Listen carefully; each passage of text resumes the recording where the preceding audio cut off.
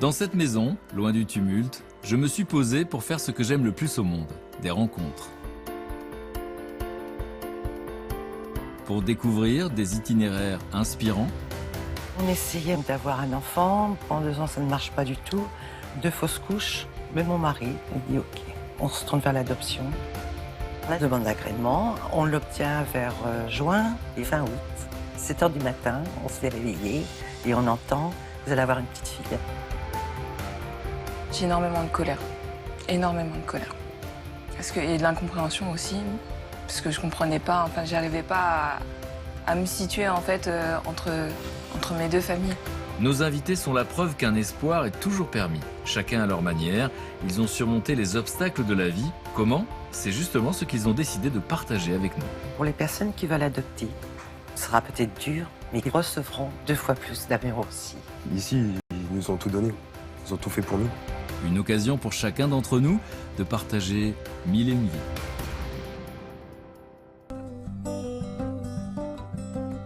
Mais à cet instant précis, j'ignore encore tout des émotions que je vais vivre ce jour-là.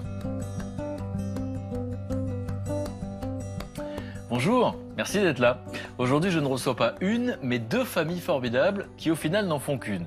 Vous allez comprendre tout ça dans un instant. C'est l'histoire extraordinaire de 2 mamans qui, chacune de leur côté et sans le savoir, ont adopté des enfants d'une même fratrie. Elles leur ont donné vie et amour autrement qu'en les portant, et elles ont dû affronter toutes leurs questions sur leurs origines et sur leurs parents biologiques. Toutes les 2 vont nous raconter comment elles ont affronté la crise de l'adolescence et le fameux « tu n'es pas ma mère » et pourquoi elles ont pris le risque de parcourir ensemble des milliers de kilomètres pour que leurs enfants rencontrent leur famille d'origine avec cette peur intime de les perdre. Des témoignages qui s'annoncent extrêmement vivants puisque nous aurons aussi le point de vue des enfants sur cette incroyable histoire. Des rencontres que j'avais très envie de partager avec vous. Bonjour. Bonjour Frédéric. Enchanté. De même. Ravi de vous recevoir, bienvenue. Bonjour. Bonjour. Bonjour. Bonjour. Enchanté. Bonjour. Bienvenue. Bonjour. Bonjour. Bienvenue. Bonjour. Ça va? Vous allez bien? Allez, je vous laisse mettre votre manteau ici. Je suis ravi de vous rencontrer. Soyez les bienvenus. Catherine et Mélodie, vous pouvez vous installer ici. Catherine et les garçons. Merci. Et Anne, je vais vous installer. Vous pouvez vous servir à boire. C'est vrai que je suis impatient de savoir qui est qui. Oui. Parce que vous êtes une famille formidable. Vous en êtes conscient, c'est très très particulier. Et je suis impatient de savoir comment vous avez vécu chacun les situations. Je veux savoir si Mélodie, vous pouviez me présenter tout le monde. D'accord. Avec plaisir.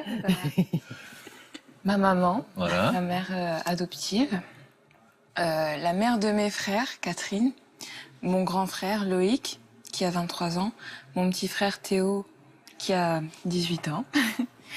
Et Anne, qui est pédiatre, Anne de Trichy, qui est pédiatre, est spécialisée dans l'adoption, puisqu'elle accompagne des parents, elle les rencontre avant, pendant, après, pendant de longues années, puisqu'elle est au courant de toutes les questions qui peuvent se poser dans ce genre de situation. Alors vous êtes conscients les uns les autres que la situation est très particulière, puisque quand on entend la mère de mes frères, c'est pas banal. C'est particulier, oui. C'est pas banal. Donc, pour qu'on comprenne bien, il y a 2 familles. Donc, Catherine, Oui. avec Mélodie, vous habitez en Picardie. Et Catherine, comme ça on fait simple. Oui. Hein, Catherine, avec les garçons, vous habitez dans la région de Metz. Oui. C'est ça. Et donc, on va essayer de comprendre ce qui s'est passé, parce que vous êtes 2 mamans qui ne se connaissaient pas, qui ont adopté des enfants à Tahiti. Et puis, on va voir comment ça s'est passé, puisqu'au fond, vous avez fait connaissance quelques années plus tard. Et puis, les enfants, à quel moment vous avez réalisé que vous étiez frères et sœurs? Parce que je crois que ça s'est passé entre enfants. Il y a un moment très très particulier que vous n'oublierez pas, j'imagine. Et puis, il y a eu un grand voyage en 2005. Vous êtes tous partis à Tahiti, rencontrer vos parents biologiques. Et là aussi, vous n'aviez pas tous le même âge, vous n'avez pas vécu tous de la même manière. Qu'est-ce qui se passe dans la tête des mamans quand elles voient leur enfant qu'elles élèvent au quotidien dans les bras de quelqu'un d'autre? Est-ce que, Catherine, vous pouvez nous raconter un petit peu quel genre d'être humain vous étiez avant d'adopter? Parce que finalement, vous avez des enfants, mais quel genre d'enfant vous étiez? Quel genre d'enfance vous avez eu? Moi j'ai eu une enfance assez solitaire. Est-ce que vous avez aimé votre enfance ou non? Non, Soyons du clairs. tout. Non, je pourrais dire élégamment que j'avais un père qui avait un esprit de séduction et qui m'empêchait d'être une petite fille. Voilà, c'est tout. Donc, je suis devenue une adulte assez réservée, méfiante. Voilà. Bon, c'est important pour la suite parce que on verra que pour vous l'adoption c'est quelque chose de formidable parce que vous n'avez pas envie que vos enfants aient les mêmes gènes que votre père. Exactement, c'est ça. C'est ce que j'ai réussi. Le passé de Catherine est une plaie qui ne cicatrise pas. Elle se méfie des hommes et n'envisage que tardivement de construire une vie de couple. Elle a 36 ans lorsqu'elle rencontre Eric et 38 lorsqu'il décide d'avoir un enfant. Mais 2 ans plus tard, après plusieurs fives et 2 fausses couches, ce chemin-là se révèle être une impasse. Une décision s'impose alors, l'adoption. Et donc comment ça se passe? À quel moment la décision est prise et comment vous l'envisagez? C'était à la suite de ma dernière fausse couche, où j'étais quand même soulagée de ne pas être enceinte. Donc, Pourquoi soulager pour le coup, pour ne pas revivre oui, je voulais créer ma propre histoire, mes propres racines. On se tourne vers l'adoption, puisque mon corps refusait d'enfanter de toute façon.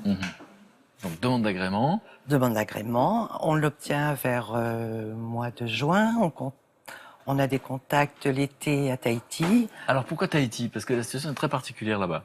Il y a une sorte de tradition, de coutume, je ne sais pas comment. Alors, oui, parce que je contacte un couple qui a déjà adopté et qui m'en parle. Cette façon de dire, ils donnent un enfant. C'est un cadeau qu'ils font. Donc déjà, je trouvais que le geste, l'image était belle. Vous, Catherine, dans votre histoire personnelle, l'adoption arrive dans quel contexte? Le même genre de contexte. On a voulu rapidement un enfant, donc on a fait tous les traitements possibles et inimaginables. Et ça paraissait une suite logique parce que on voulait un enfant. Et pour moi, il n'avait pas forcément besoin d'être de mon sang. Un enfant, c'est un enfant.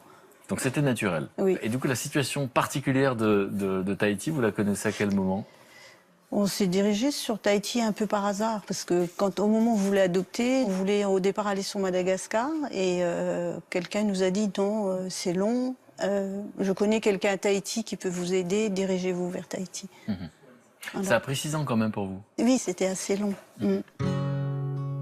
Si Catherine doit attendre 6 ans avant de pouvoir adopter un enfant, pour la mère de Mélodie, tout va beaucoup plus vite. Après s'être mariée avec Eric, ils reçoivent comme un cadeau l'agrément qui va changer leur vie. Quand vous recevez l'agrément, il se passe quoi dans votre tête à ce moment-là? Ah, heureuse.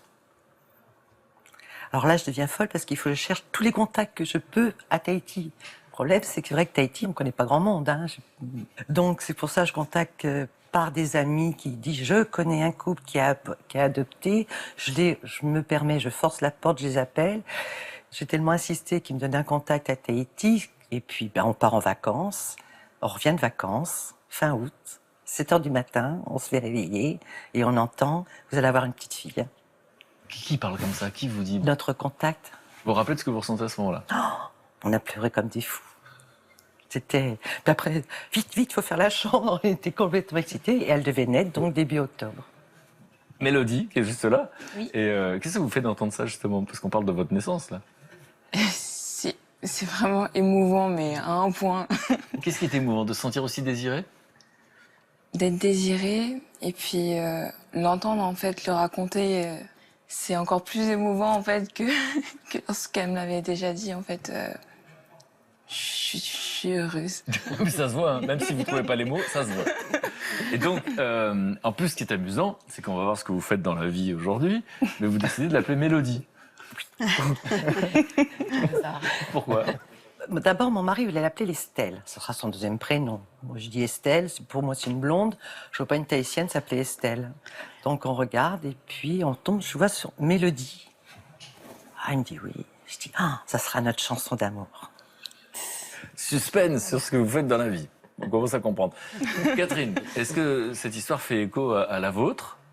Nous, c'est un peu différent. Donc, on part sur Tahiti parce qu'on a effectivement un contact également. C'était le même contact, effectivement. Mais on arrive là-bas sans savoir quel enfant nous attend. Donc, on voit une première maman, ça ne convenait pas, et on rencontre Juliana, et elle décide de nous donner son enfant. Donc, on attend qu'elle accouche, et voilà, c'est à ce moment-là que tout se fait, quoi. Et alors, tout se fait, il est là, c'est Loïc. Oui. C'est ça. Et donc, c'est l'aîné parce que ça se passe juste avant, en fait. Oui.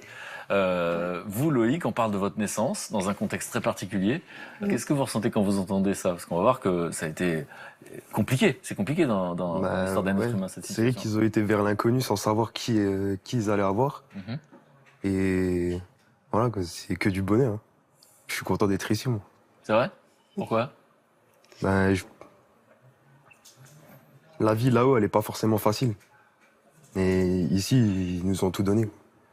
Ils ont tout fait pour nous, quoi. Bon, on va voir des images de Mélodie. On vous reconnaît tout à fait. Hein. Vous êtes toute petite. Regardez, vous nous direz ce que vous ressentez quand vous voyez ces images, parce que c'est les premiers instants avec elle. Mélodie, premier jour. 3 kg 350, 50 cm. Et moi, ça fait 4 jours que je suis né et je prends mon biberon en entier. La première fois, j'en ai bras ma maman. Aujourd'hui, on a fait beaucoup de voitures. Je suis fatigué et j'ai faim. Elle est un peu chaud aussi.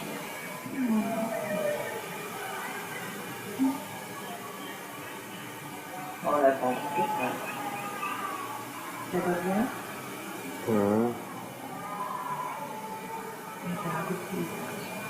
Tourne-toi vers moi.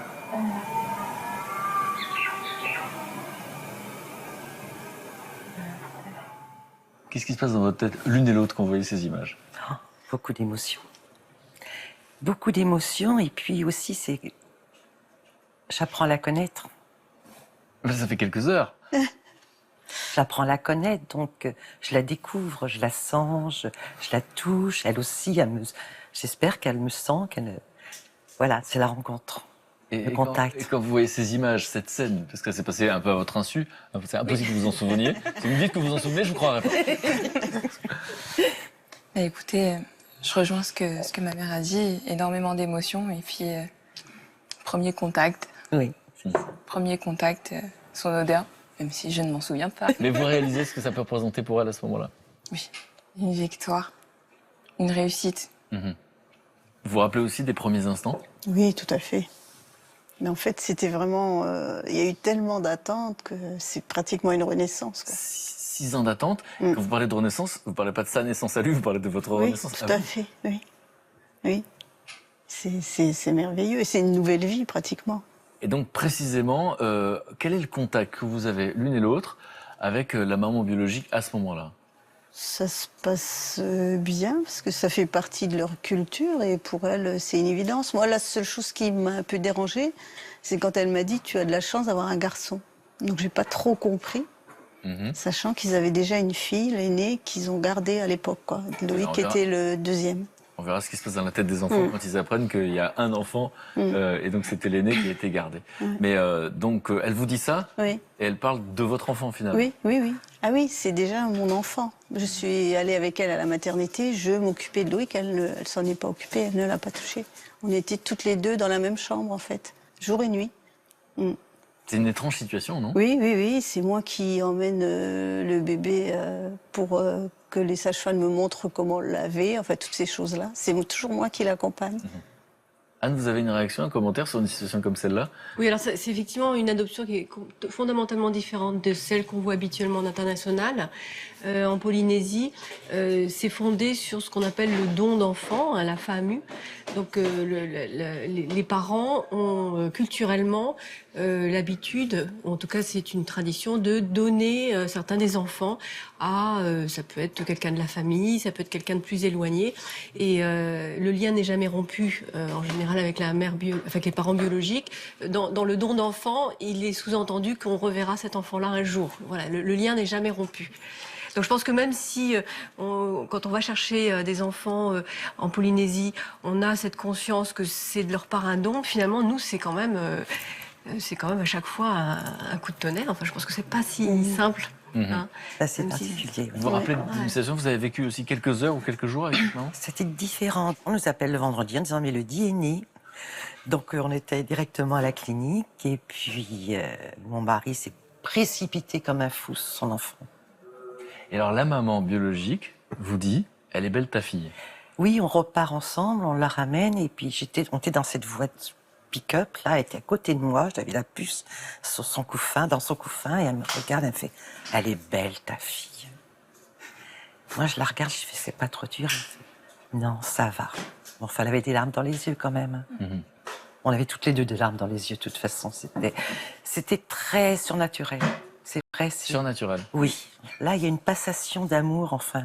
Elle a quand même porté 8 mois dans son ventre, je veux dire. Elle lui a donné des sons, elle lui a donné il y a eu des odeurs, il y a plein de choses. Et on a cette passation après. Oui, c'est étrange, mais c'est magnifique. Elle donne la vie et puis vous allez prendre soin. Ouais. Donc c'est presque un duo. Qu'est-ce que ça vous fait d'entendre ça? Parce que la situation est particulière et c'est de vous qu'on parle. C'est difficile. Parce que le plus dur déjà dans une adoption, c'est de pouvoir faire le lien en fait. Enfin, en tout cas pour notre histoire, de faire le lien entre ces deux pays qui sont tout à fait différents. Et pour ma mère, énormément de courage aussi. Parce que affronter, finalement, c'était aussi un affront hein, quelque part, un combat. Donc, je me mets à sa place. Je pense que elle devait ressentir toutes les émotions qu'on peut ressentir en fait. Ça peut passer de la joie à la tristesse, parce qu'en même temps je quittais aussi mon pays d'origine, chose qui devait pas être facile non plus. Alors, Juliana, la maman biologique, est-ce qu'on peut parler des parents? Quelle est leur situation et quelle est la raison pour laquelle Moi, à cette ils décident de donner leurs enfants à l'adoption? Moi, à cette époque-là, donc, ils faisaient ils faisaient des petits boulots. Ils avaient qu'une fille. Ils vivaient dans une petite cabane, donc c'était pas très riche. Et voilà, donc ils voulaient donner. Donc, pour nous, on a pris ça parce qu'ils n'avaient pas les moyens de l'élever. De retour en France, Mélodie, encore toute petite, s'adapte plutôt bien à sa nouvelle vie et jour après jour, des liens se tissent entre la mère et la fille. Joli chéri,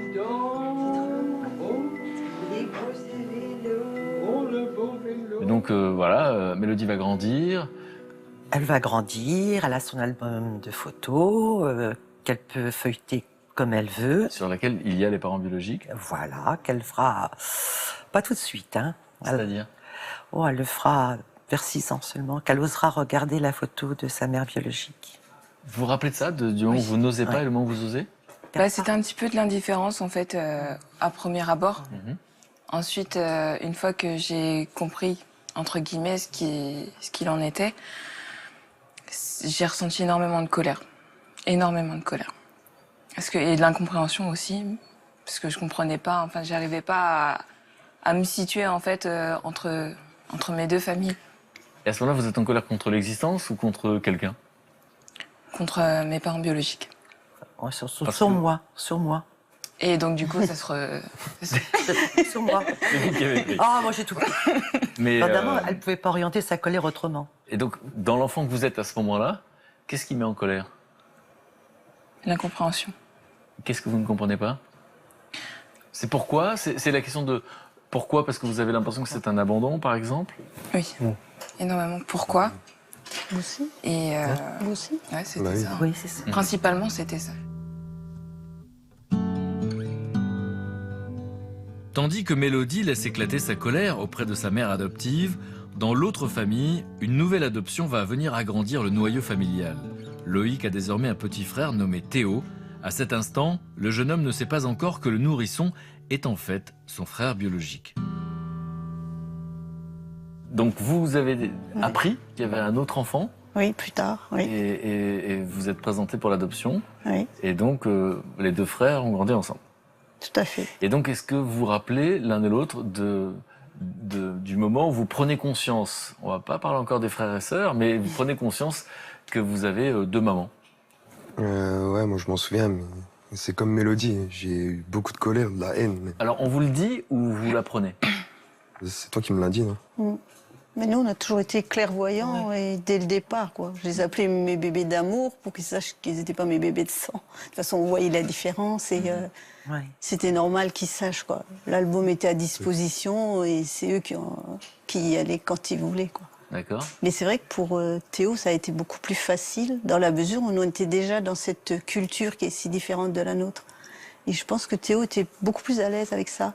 Je me souviens qu'il avait la photo de sa maman biologique, il a traversé la rue, il a été voir sa nourrice, il a dit « T'as vu, c'est ma maman ?» Vous vous rappelez de cette scène ou pas du tout? Vous étiez trop... Je me souviens en fait de la photo, justement, j'arrive bien à visualiser qui était positionné en fait sur cette photo. Donc il y a ma mère biologique, mon père, mon frère et ma sœur. Et je me souviens justement d'avoir bien observé cette photo et je me souviens même d'avoir essayé de la redessiner quand j'étais petit.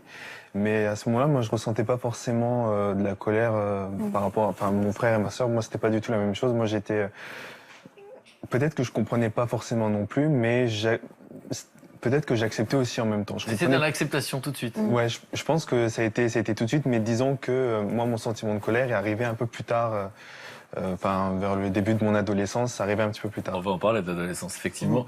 Mais vous, Loïc, pourquoi vous dites colère, en fait? Vous vous rappelez de cette situation? Ouais, parce que j'avais eu l'impression d'être abandonné, en fait, quand j'ai appris ça. C'est ça qui met en colère. C'est l'idée de pourquoi moi? C'est quoi les questions? ça. C'est quoi les questions qu'on se pose? Vu que j'ai été le deuxième enfant, je me suis demandé pourquoi moi et pas elle ou quelqu'un d'autre. Et vous posiez la question à qui, du coup? À moi-même. Donc c'est là où on est en boucle. Ouais, C'est là où c'est compliqué. c'est ça. Donc Anne, vous n'êtes pas surprise parce que au fond, j'ai l'impression que dans 100% des cas, un enfant se pose la question. Ouais.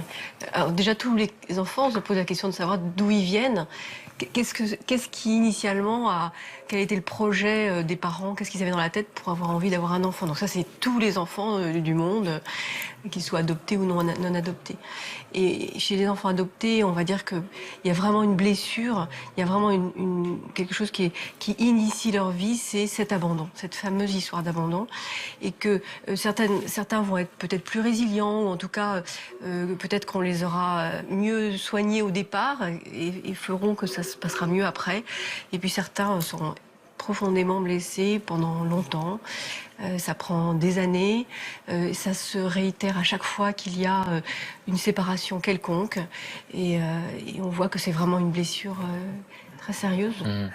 Et est-ce que les uns et les autres, vous aviez la sensation d'être différents à l'école? Ah oui.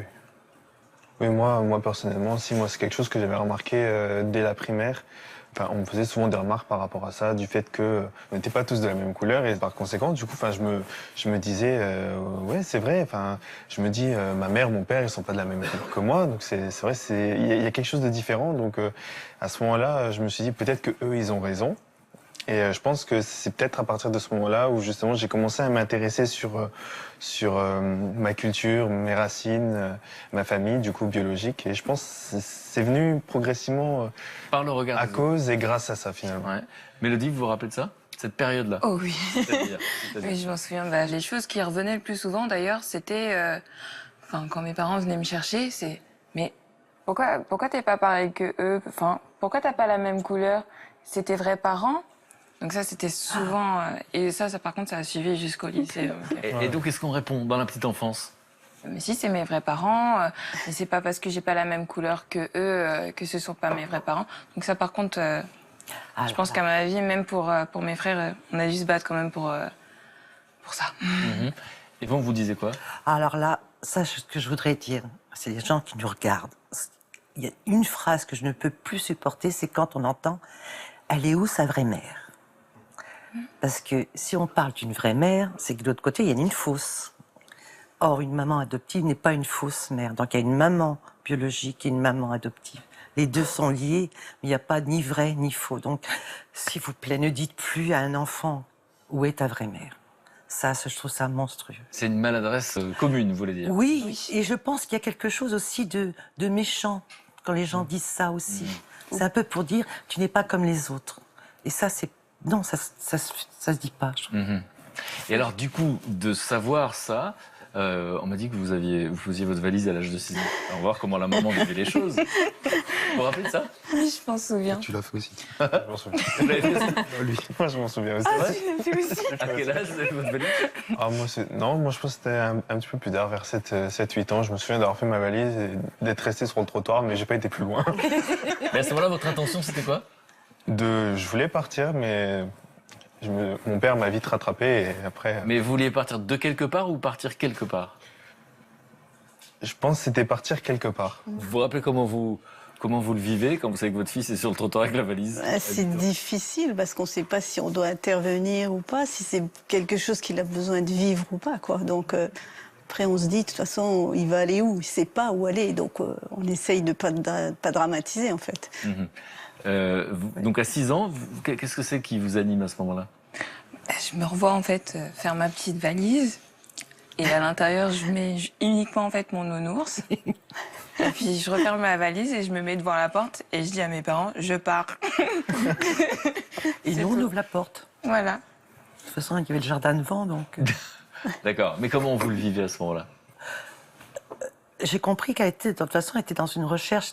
Donc nous, on a ouvert la porte, on dit, bah va ma puce. Sauf que le problème, il commençait à faire nuit, donc Tu remues le canapé. derrière la fenêtre, on l'a vue. Elle commençait à voir la nuit qui arrivait.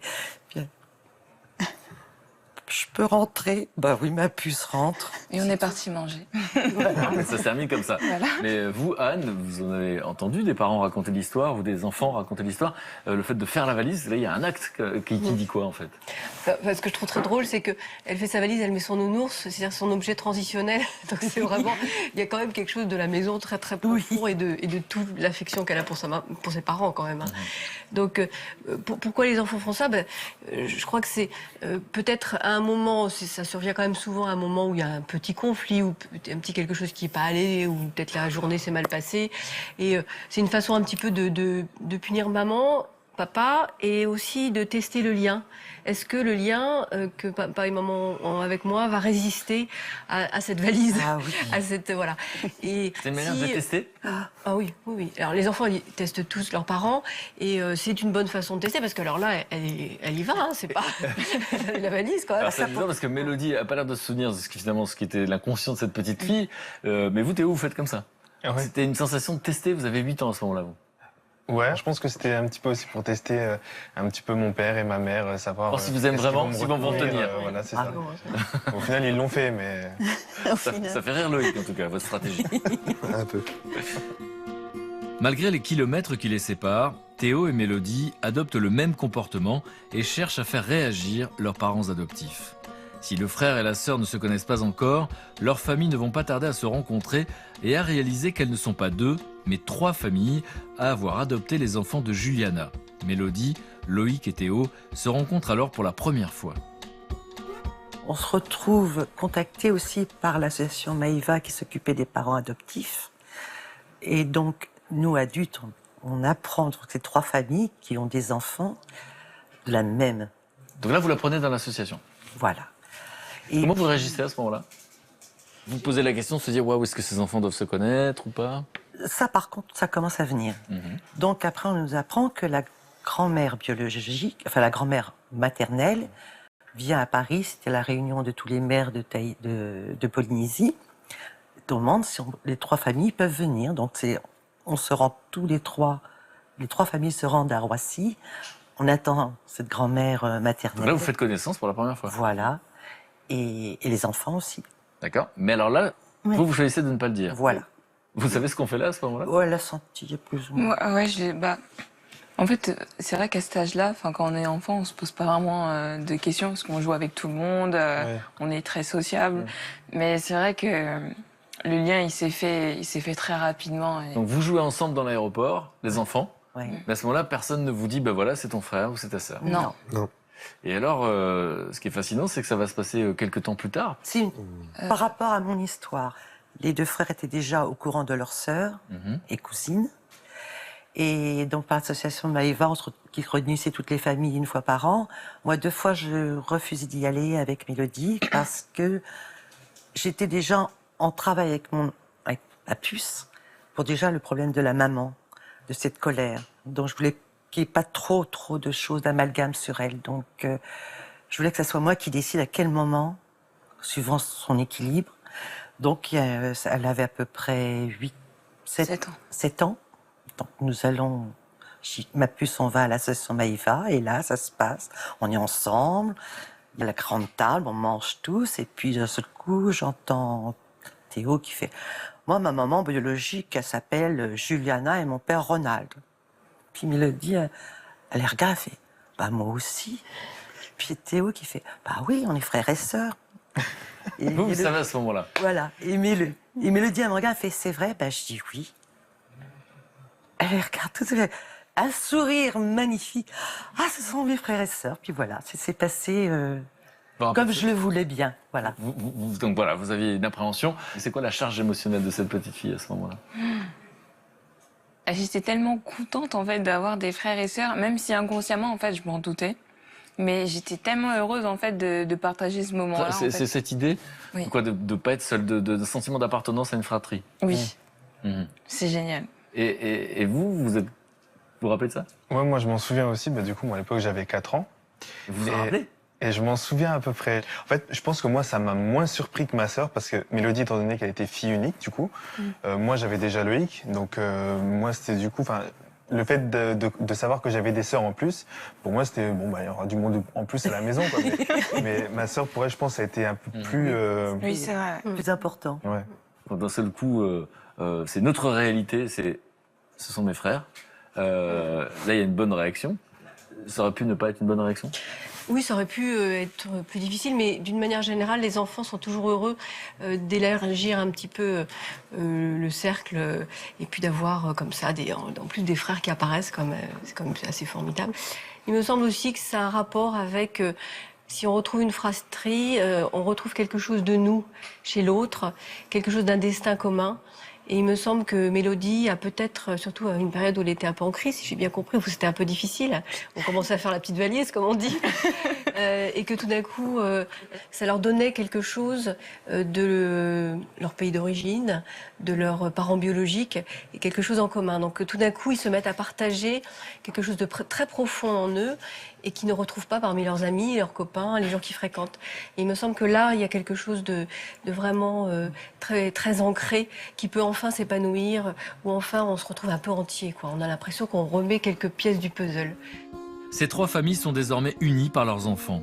La grande intelligence des parents leur permet de rester en contact régulier et de partir chaque été sur l'île d'Oléron pour y passer des vacances. C'est ainsi qu'en 2005, au détour d'une conversation, une idée va germer. Pourquoi pas partir à Tahiti tous ensemble? Les enfants pourraient alors y rencontrer enfin leurs parents biologiques. Et alors, cette décision de voyage, c'est quoi la motivation à ce moment-là? Parce qu'encore une fois, c'est presque à double tranchant. Non, c'est que les enfants ont besoin d'y retourner. D'accord. Et de Au départ, rencontrer leurs parents biologiques. voilà, c'est pour eux. Moi déjà, j'étais un peu suivie aussi par un psy pour Mélodie qui disait il faut les retourner de toute façon à Tahiti pour qu'elle pose ses questions et qu'elle ait ses réponses. Et puis il se trouve que avec les autres couples, on parle de retourner tous ensemble à Tahiti, que c'était l'âge, Loïc, il avait un âge qui était aussi important pour qu'il puisse y retourner. 12 ans, je crois. Hein. Voilà. Mélodie, c'était l'âge... Les autres étaient un peu plus petits, mais donc on décidait, on met ça sur pied. Et vous, vos appréhensions, c'était quoi finalement en tant que maman? Non, j'avais pas d'appréhension. Ils avaient besoin de ça, il fallait le faire et je me posais pas de questions. Et vous, Catherine? Si. Si, parce que mon enfant allait retrouver sa mère biologique, donc il y a deux mamans qui vont aller se faire La peur face. de passer au second plan? La peur de perdre ma fille. Oui, ça Donc, c'est... c'est honnête de le dire, effectivement, on peut le Parce que, comprendre. Voilà. Moi, ma fille, c'est le jour qu'elle est venue, c'était ma chair, mon sang. C'est comme ça que je l'ai prise. Donc, là, parce que là, il n'y a pas à dire. Jusqu'à présent, on partageait sur la photo. Je partage mon rôle de maman avec Juliana sur une photo. Là, c'était en vrai. Donc. Alors, est-ce que les uns et les autres vous rappelez de ce moment? Vous n'avez pas le même âge. Vous avez 12 ans à ce moment-là. Mélodie, vous avez 11 quoi? ans. 11 ans. Moi, 7 ans. 7 ans. Et donc, forcément, c'est pas le même souvenir. Je crois qu'il y a beaucoup de larmes. Oh. Énormément. C'est très, très spécial. Mais moi, je me souviens de lorsqu'on est arrivé en fait devant leur maison. Donc, on a attendu très longtemps avant qu'ils viennent. Vous voulez dire qu'ils étaient en retard? Ils appréhendaient le moment? Non, il prenait Non, non, c'est très tahitien. C'était un rythme différent.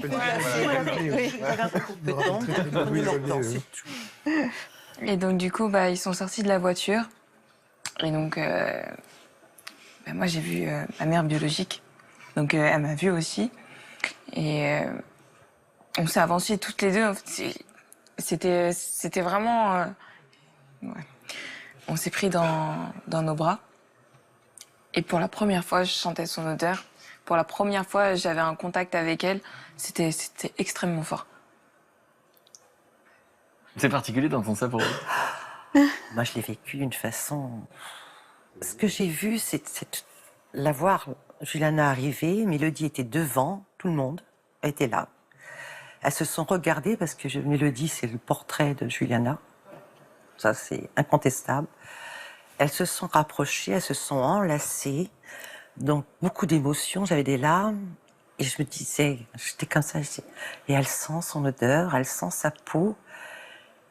C'était beau et terrifiant pour moi. Il y avait une peur naturelle. Ah, il y avait une peur naturelle, oui, parce que là, il renouait quelque chose, là. Il y avait ces 8 mois portés dans le... Alors que vous l'avez élevé pendant 11 ans, chaque jour, chaque minute. Ah oui, mais ça, c'est... Et On ne peur peut pas lutter, je crois, aussi sur ça. Mais on verra qu'il n'y a évidemment pas de combat. Mais à ce moment-là, c'est naturel, il y a un instinct qui fait que vous avez peur de ne pas faire le poids, tout simplement. Oui, tout à fait. Et pourtant, malgré ça, j'accepte qu'elle passe... Je laisse ma fille 2 jours chez ses parents biologiques, avec ses frères. Et là, c'est vrai qu'avec mon mari, on s'est retrouvés tous les deux et il disait... On était là, on disait rien. Et je me disais, pourvu qu'elle revienne. Pourvu qu'elle revienne. From walking home and talking loads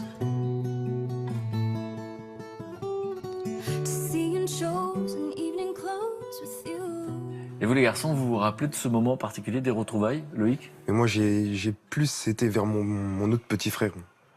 J'étais beaucoup plus content de le revoir lui que mes parents biologiques. Votre petit frère qui grandit avec vos parents biologiques. Ouais. Bah, parce que j'avais 12 ans et pendant 12 ans, c'est pas mes parents biologiques qui m'ont élevé. C'est eux et pour moi, ça restera toujours eux, quoi. Et vous vous rappelez ce que vous dites dans votre tête? Parce qu'à ce moment-là, vous connaissez leur visage, il y avait les photos. Mais là, ils sont là physiquement et puis vous disiez dans la petite enfance, mais pourquoi est-ce qu'ils m'ont abandonné? Donc là, à 12 ans, vous osez leur poser la question, par exemple, cette question-là? Non, je l'aurais pas posé. Ma sœur, par contre, elle l'avait. Oui, moi, c'était le but du voyage.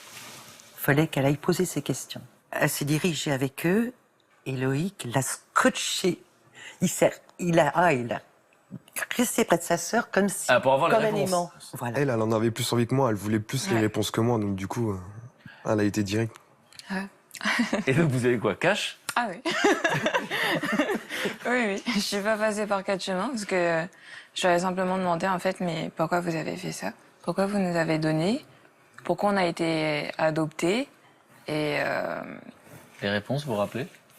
après, dans tous les cas, il fallait bien qu'on s'attende en fait à des réponses qui iraient pas forcément en fait Avec ce que vous attendiez? avec ce qu'on attendait. Inconsciemment, vous attendiez quoi? Et qu'est-ce qu'elle vous a dit? Inconsciemment, j'attendais une réponse franche de leur part et précise. Genre quoi? Parce que vous aviez forcément imaginé des réponses. Bah moi, ce que j'espérais surtout entendre, c'est que ils m'aimaient, même si ils m'ont donné. C'est tout.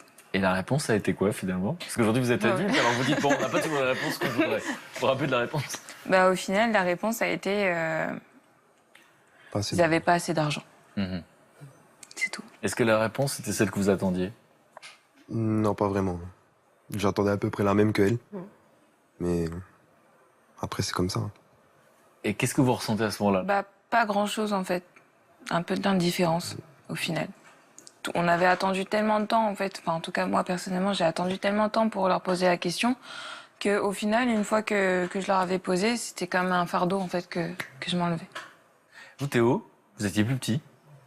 Donc ça veut dire quoi? Il y avait moins de questions? C'était plus naturel? Moi, il y avait beaucoup moins de questions, étant donné que j'étais l'un des plus jeunes. Du coup, j'avais que 7 ans à l'époque. Du coup, pour revenir au moment où moi j'ai rencontré la première fois mes parents, ça a été assez spécial et assez partagé parce qu'en fait, quand j'ai vu ma sœur, en fait, je pensais que c'était ma mère. Donc en fait, je les ai confondues toutes les deux. Et après, c'est seulement en m'approchant d'elle que finalement j'avais reconnu que elle c'était ma sœur et que elle c'était ma mère. Mais sinon, je me suis dit ça y est, c'est eux, je peux les toucher, je peux les sentir. Et à ce moment-là, je pense que j'ai vraiment réalisé que j'avais vraiment 2 familles. Le fait de les connaître, il y avait quelque chose d'apaisant. Même si vous étiez petit, vous vous rappelez de cette sensation? Ouais, ça avait vraiment quelque chose d'apaisant. Et puis c'est vrai que ça a été douloureux. Finalement aussi un peu au fond de moi parce que je savais que finalement j'allais pas rester avec eux. Je savais que c'était des gens que je voyais seulement au passage et qu'après j'allais devoir rentrer. Plus de profiter de l'instant vu qu'on savait qu'on allait repartir. À 12 ans, vous vous rappelez de ça?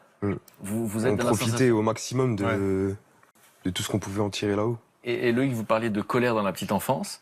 Est-ce que là, parce que vous entendez une réponse qui est, ben voilà, on n'avait pas assez d'argent pour vous élever, c'est une réponse qui vous satisfait pas. Est-ce que c'est une réponse qui vous apaise, qui vous met en colère? Est-ce que vous les voyez comme des victimes? Est-ce que vous dites, waouh, ils ont été obligés? Est-ce que justement ça complique les choses ou ça les simplifie? Non, ça les simplifie.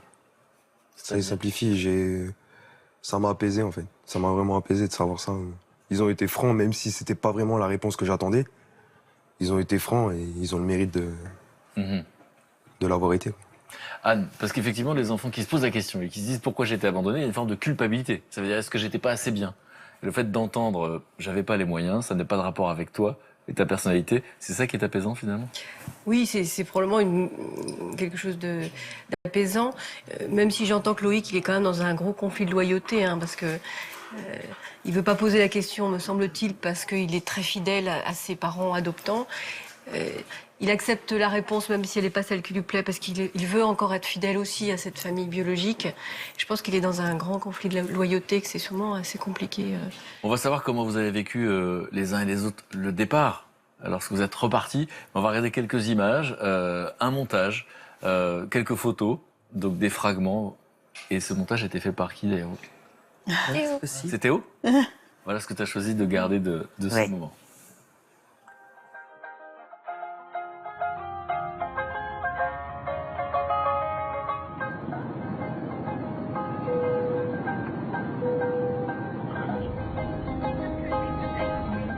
Mesdames et messieurs, nous commençons notre descente vers Tahiti. Nous vous invitons à regagner votre siège et à vous assurer que vos bagages à main sont placés dans les coffres ou sous le siège.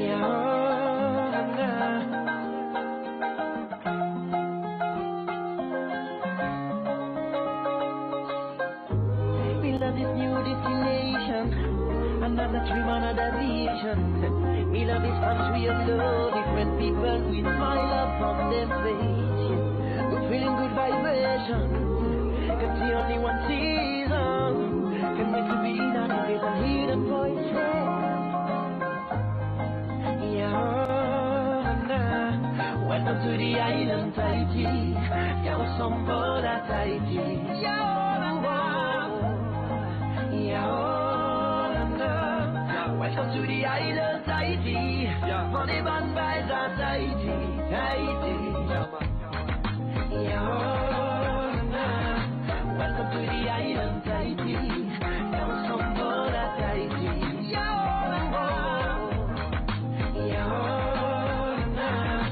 Welcome to the island Tahiti. Come some board at Tahiti.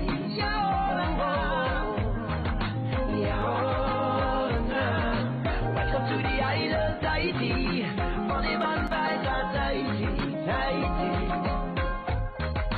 Yeah, welcome to the island Tahiti. Now some board at Tahiti. Yeah, welcome to the island Tahiti, money man buys at Tahiti, Tahiti. Donc vous allez me dire, Théo, est-ce que vous vouliez nous dire avec ces images?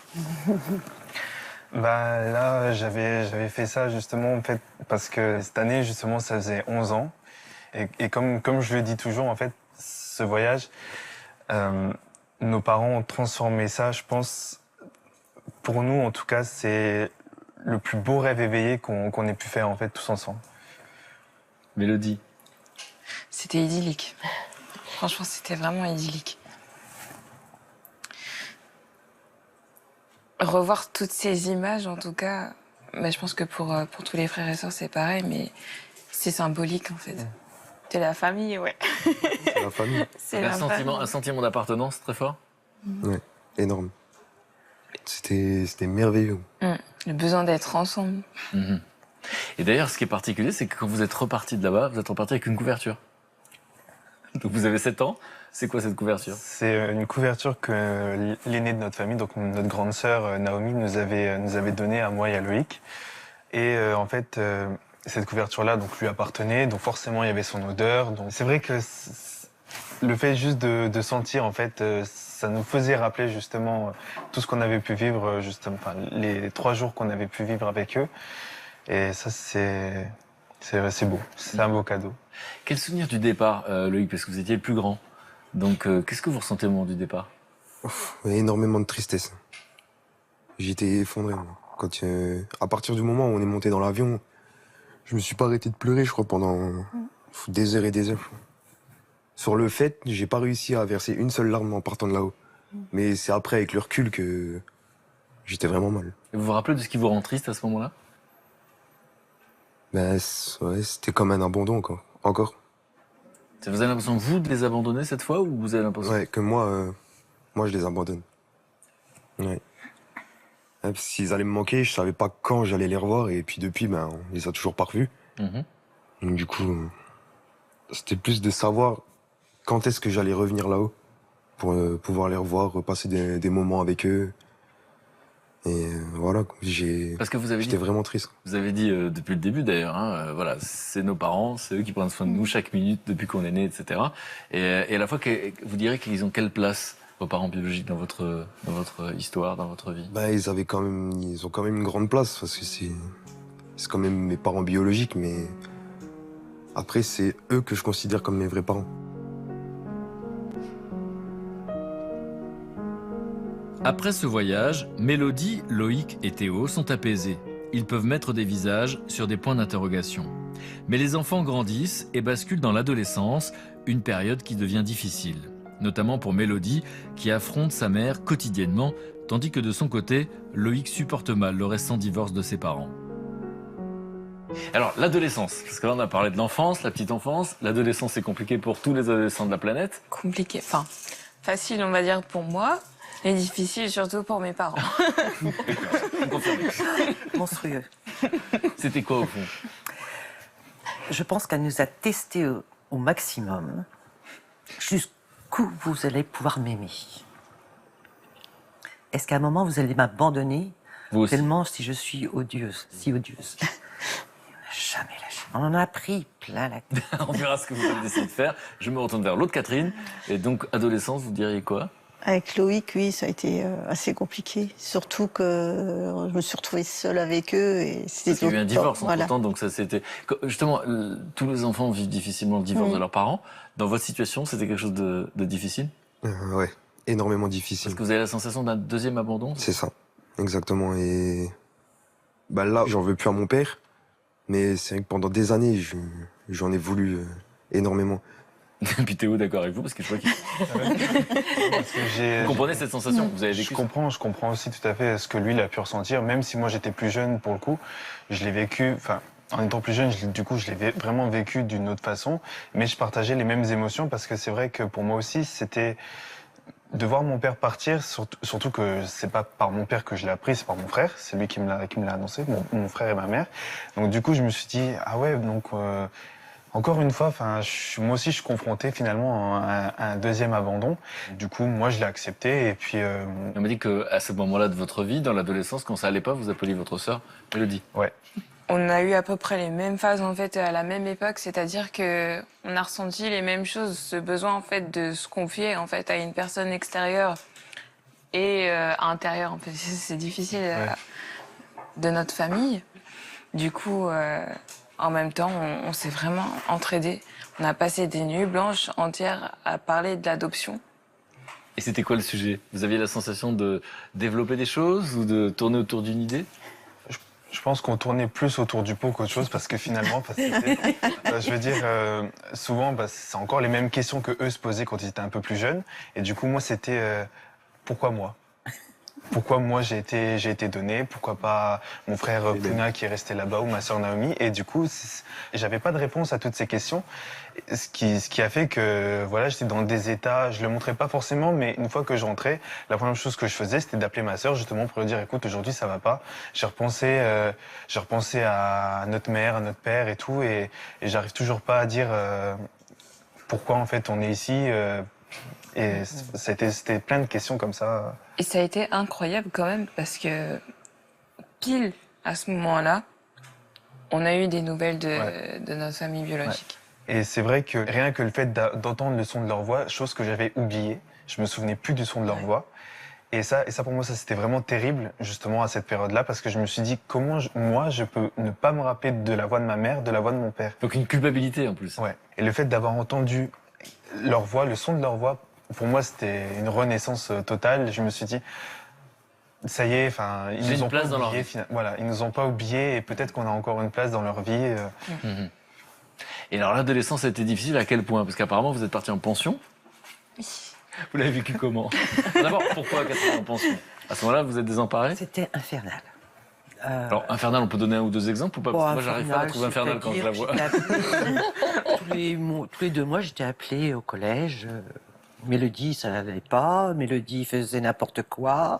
Mélodie répondait. Ou Mélodie faisait pas ses devoirs. Il y avait elle pouvait avoir des relations avec des copines qui étaient bien. Non, elle avait choisi celle qu'il fallait pas. Et puis, bon, elle s'opposait à nous, mais tous les jours. Donc, on s'est dit, il y a le seul moyen pour la rééquilibrer, peut-être en pension, dans un milieu un peu plus fermé, peut-être que... C'est une possibilité qu'on essaie. C'est une possibilité. Et vous le vivez comment à ce moment-là? Pas du tout. Au début, très très mal, mais je pourrais dire que c'était quand même des super belles années. Mais c'est vrai que sur le moment, je l'ai pas du tout accepté. Je me sentais en fait abandonnée aussi. Voilà. Mais cette distance a été bénéfique, c'est ce que vous dites aujourd'hui avec le recul? Je pense. Malgré les 400 coups que j'ai pu faire à mes parents, j'ai pris énormément de distance, maturité. De maturité. Et vous, Catherine, donc à ce moment-là, vous êtes séparée, vous êtes divorcée, donc du coup, vous gérez seule cette adolescence compliquée. Vous vous rappelez de quoi, Loïc? C'est que le divorce de mes parents, ça a été un élément déclencheur dans mon cerveau. Je faisais tout et n'importe quoi. Vraiment tout et n'importe quoi. J'essayais de chercher un échappatoire pour oublier tout ça. Et au final, je l'ai quand même trouvé, mais bon, c'est pas glorieux, quoi. Et vous, Catherine, comment vous vous débrouillez toute seule pour gérer ça? Mais c'est difficile parce que je pense qu'à ce moment-là, j'ai besoin d'une aide extérieure que Loïc refuse. Donc c'est terrible. Parce que je fais tout ce que je peux. Et ça me paraît un peu comme un lourd fardeau, quoi. Parce que j'ai l'impression que seule, je n'y arriverai pas. Pourquoi vous refusez? Je sais pas. J'avais pas envie de parler à un inconnu, raconter mon histoire comme ça. À ce moment-là, je voulais pas. Je me suis renfermé sur moi-même ou juste parler avec mes potes, c'est tout. En gros, c'est eux qui ont été mes confidents. C'est à eux que je leur disais mes problèmes, mais pas à ma mère, ni à mon père, ni à mon frère, ni à ma sœur d'ailleurs. Et c'était dur. Je pense pour elle aussi beaucoup même plus pour elle, quoi. Mais c'est vrai qu'il restait en retrait, même par rapport à ses frères et sœurs, ce qui n'est plus le cas maintenant. Et vous, Anne, qui accompagnez des familles finalement dans toutes les situations, le avant, le pendant, le après, avec des questionnements presque obligatoires, quand les adolescents ont besoin d'aide mais qu'ils n'en veulent pas, c'est quoi les mots qui peuvent convaincre? Parce que vous êtes une inconnue à ce moment-là. Bon, déjà, quand les enfants veulent vraiment pas, ils veulent pas. Donc, ils n'arrivent même pas jusqu'à la consultation. Ce qu'on essaye de faire, c'est de pouvoir parler de l'adoption avec des mots suffisamment vrais. On repart vraiment de leur vécu. Et honnêtement, je trouve que la plupart des adolescents, ils acceptent finalement assez facilement de pouvoir parler après à un psychologue et suivre une psychothérapie quand on a pu revenir sur les éléments fondamentaux de leurs blessures, en fait. Quand on a été quelque part dans la vérité de ce qu'ils vivent. Et pour ça, il faut partir d'eux. Il faut partir de ce qu'ils ressentent, il faut partir de ce qu'ils ont vécu, il faut partir de leur souffrance. Moi, j'entendais depuis tout à l'heure quelque chose que je trouvais extraordinaire. On parlait d'odeur, par exemple. J'ai senti leur odeur, j'ai entendu leur voix. Et là, on voit à quel point on est presque au stade fœtal, quoi. C'est-à-dire, sensation, c'est sensoriel. Vraiment, c'est très sensoriel. Et donc, bien souvent, les parents adoptants, ils squeezent un peu cette période-là. C'est comme si l'enfant vit du jour où ils l'ont adopté. Alors que l'enfant, même quand il a été pris dès la naissance, il a déjà une histoire, il a déjà un vécu. Et je crois que c'est très très important de pouvoir redire aux enfants que cette histoire-là, elle leur appartient aussi. Elle est pas, on va pas la dénier. Et qu'est-ce que vous dites à des parents qui sont aussi sincères que Catherine, et on peut la comprendre, qui à ce moment-là, quand elle voit sa fille dans les bras de sa mère maternelle, a peur de la perdre? Je pense que l'histoire de Catherine explique son histoire personnelle. Et le jour que je l'ai eu dans les bras, à partir de ce jour-là, tous les jours, j'ai toujours eu peur de la perdre. C'est comme ça. C'est à la mesure de l'attachement. Voilà. Ouais. Et par contre, c'est vrai que quand elle a eu son adolescence mouvementée, elle me parlait toujours « je retourne à Tahiti ». C'est presque une menace. Oui, elle dit « je retourne à Tahiti ». Je lui dis bah, « écoute, tu finis tes études et tu pars à Tahiti ». Et elle me disait « tu viens avec moi ». « Ah non, ma puce, tu y retournes toute seule ». Et là, elle m'a regardée, mais presque choquée que je lui dise ça. Je lui dis « tu sais, il faut bien que tu saches une chose, je t'aime à la folie. Si tu dois être heureuse à l'autre bout de la terre, sans moi, tu seras heureuse au bout de la terre. Donc si tu veux retourner à Tahiti, si tu veux retourner y vivre, tu y retournes. » Et là, d'un seul coup, elle se trouvait face à une situation qu'elle n'envisageait pas. Donc, puis maintenant... Vous vous rappelez de ce moment-là et de ce dialogue-là? Je me souviens de ce qu'a dit ma mère. D'ailleurs, je vais mettre un peu parce que c'est magnifique ce que tu m'as dit, mais je l'ai pas vécu comme ça en fait. Pour moi, si je voulais retourner à Tahiti, c'était plus en fait, encore une fois, pour les tester en fait, à la limite de la menace. Je l'aurais pas fait. En tout cas, pas toute seule. Anne?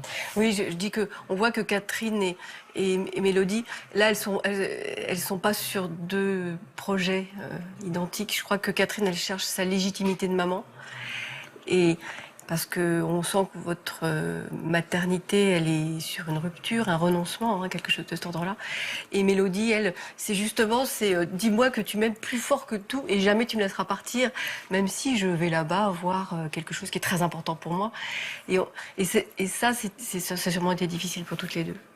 Là, faut dire que ça explique beaucoup ce qui. Faut dire aussi que par mon histoire et aussi par son histoire, là, je peux dire que maintenant, à ce jour, je suis devenue vraiment sa maman, je pense. Parce que j'ai grandi avec elle, j'ai poussé avec elle, et je suis devenue adulte par ma fille.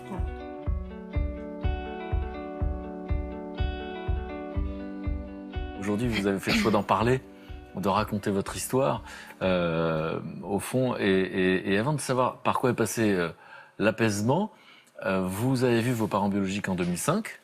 Donc, dans votre esprit, aujourd'hui, vous allez retourner là-bas, parce que maintenant vous êtes des adultes, vous êtes majeurs, même si vous avez 18 ans. Vous allez retourner là-bas, c'est qu'une question de moyens ou c'est une décision plus compliquée à prendre? Non, c'est une question de moyens. Je pense que la décision, elle est déjà prise chez tous mes frères et sœurs. On y retournera, ça c'est sûr, mais on s'est fait la promesse qu'on irait tous ensemble. Comme des vacances, pas pour y revivre, ça c'est sûr. Je suis très bien ici.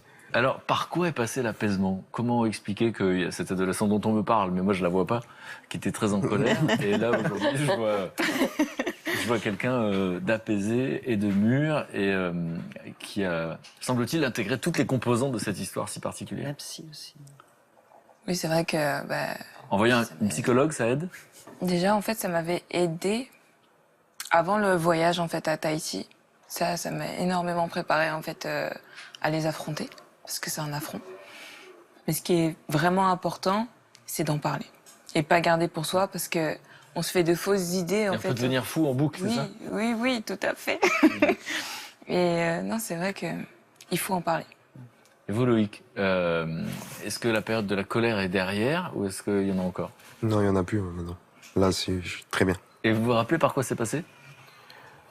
Du fait qu'on s'est vraiment tous rapprochés, parce que comme elle disait, c'est vrai qu'avant on n'était pas vraiment complices, elle et moi, mais au fur et à mesure du temps que c'est passé, on a appris à bien parler, et puis maintenant après on se confiait, et avec Théo pareil. Donc il n'y a pas de sujet tabou, on ne garde pas pour soi? Non, puis maintenant. C'est ça la règle entre vous? Ouais, on se dit tout. Avant, je pense que l'adoption, le sujet justement de devoir revenir sur nos origines, etc., je pense c'était pas vraiment un sujet tabou, mais c'était encore un sujet assez sensible entre nous tous. Donc on l'abordait sans trop rentrer vraiment dans nos sentiments à chacun, mais on décidait quand même de l'aborder de temps en temps quand on voyait que pour l'un ça allait pas, pour l'autre ça allait pas. Enfin, vous avez réussi la totale transparence? On peut dire ça comme ça. C'est l'objectif visé, en tout cas. C'est l'objectif. Bon, et je disais tout à l'heure que vous appeliez Mélodie, et que du coup, c'est assez hallucinant d'imaginer que ça aurait pu influencer sur votre histoire. Parce qu'aujourd'hui, vous faites quoi? Vous êtes chanteuse? En tout cas, j'aimerais bien le devenir. Et donc, vous consacrez votre vie à ça, au chant?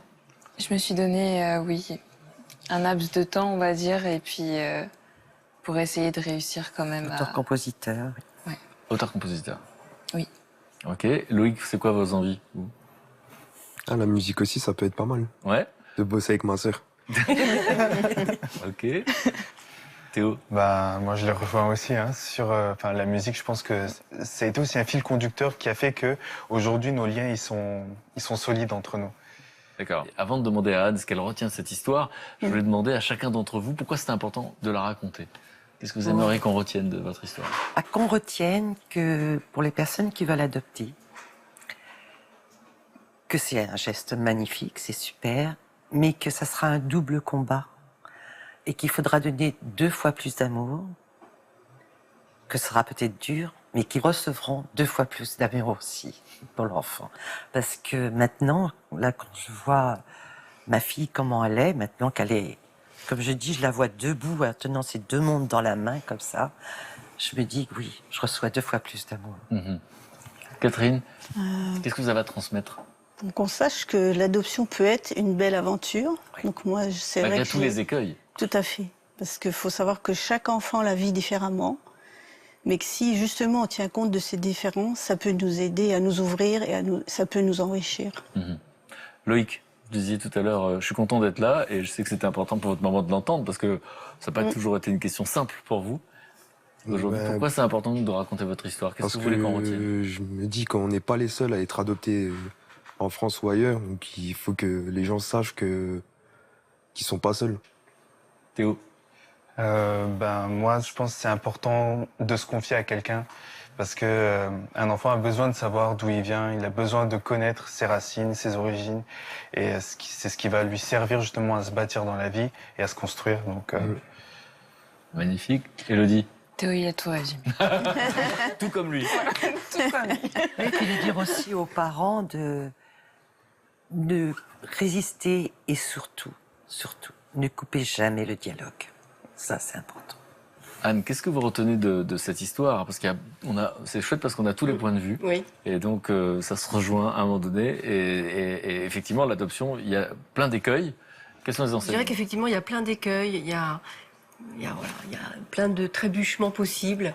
Il y a plein de déviations comme ça, des petits chemins de traverse. On voit que ça peut être c'est souvent une très belle histoire. Et je dirais vraiment comme Catherine, il faut tenir le coup en fait. Il faut jamais rompre le lien, il faut jamais baisser les bras, il faut se battre parfois parce que c'est vraiment de cet ordre-là. Et ne pas cacher les origines aux enfants. Alors je crois qu'il faut pas. Vous y tenez beaucoup. Je crois que c'est important de ne pas cacher ses origines aux enfants, d'être assez naturel, même si on voit bien qu'il y a que une maman peut dire dès la naissance, tout petit, que son enfant a des frères et sœurs, qu'il a été adopté. Pour autant, entre le moment où on sait les choses et le moment où on en prend conscience, il se passe des années, et c'est normal. Les enfants prennent conscience de leur naissance, pas à la naissance, mais bien longtemps après. Et là, on voit une super belle histoire de fratrie, d'amour, d'étayage mutuel. On se soutient, on prend les enfants là où ils en sont. On voit bien qu'ils sont différents les uns des autres aussi. On ne s'est pas une idée que tout le monde serait pareil. Et qu'avec ça, on arrive à faire quelque chose qui a un lien magnifique, je trouve. Et un lien magnifique ensemble. Moi, je retiens ça. Et ça, c'est très chouette de l'entendre dans votre bouche.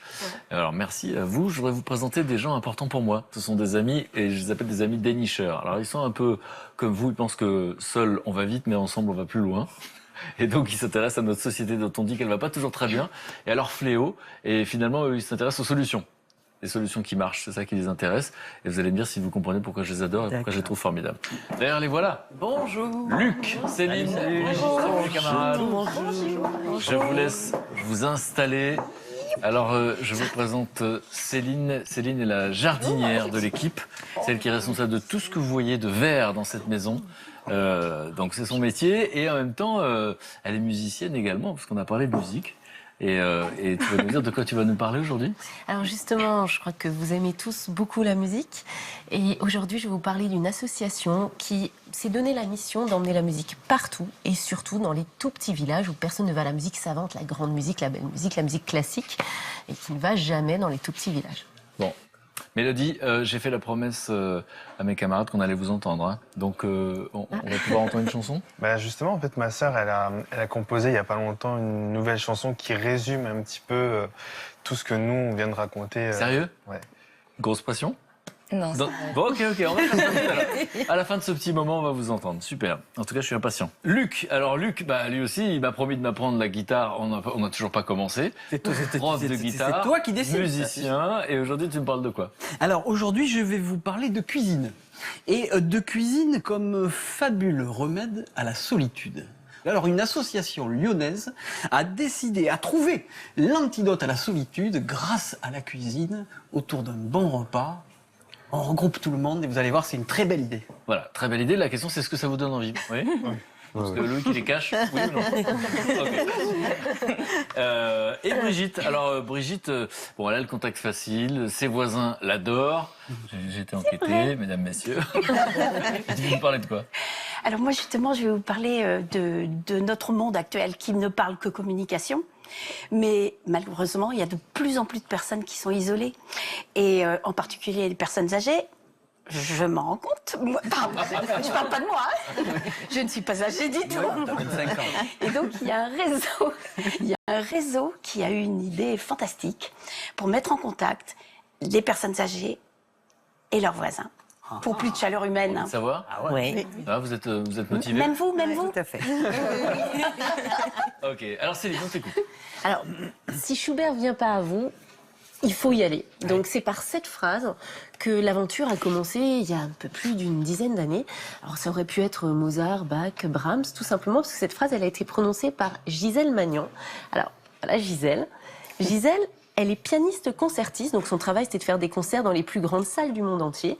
Et on a eu ras-le-bol d'être cantonnée à des grands théâtres, à des grandes philharmonies et de jouer pour un public qui était acquis, qui payait sa place très cher et qui connaissait parfaitement bien la musique classique. C'est pour ça qu'elle a pris Schubert, parce qu'elle jouait beaucoup de Schubert. Elle s'est dit, ok, je vais créer une association. Cette association va s'appeler les concerts de poche, comme les livres de poche. Et l'idée, c'est d'amener la musique savante partout. Et dans le partout, c'est principalement les endroits où on va peu. C'est les campagnes profondes où finalement, il faut faire beaucoup de kilomètres pour aller voir un grand concert. Elle n'a pas seulement emmené les grands concerts là-bas. Elle a surtout emmené les très grands artistes.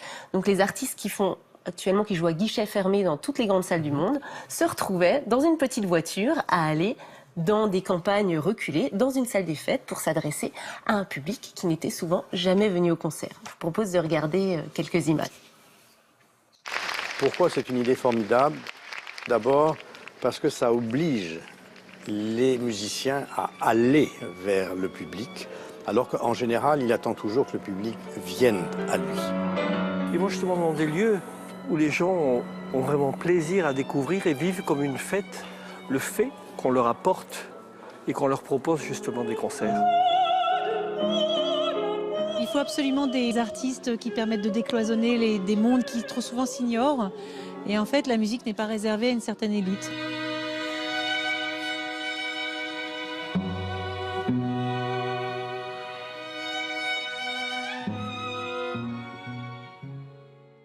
Parce que là, à l'image, on ne se rend pas bien compte de l'originalité, en fait. On a l'impression que c'est un concert classique, de musique classique. C'est ça. Mais donc, c'est dans une salle qui peut être n'importe quelle salle. La petite salle des fêtes. Exactement. Du village. Les plus petits villages font 600 habitants dans lesquels ils interviennent.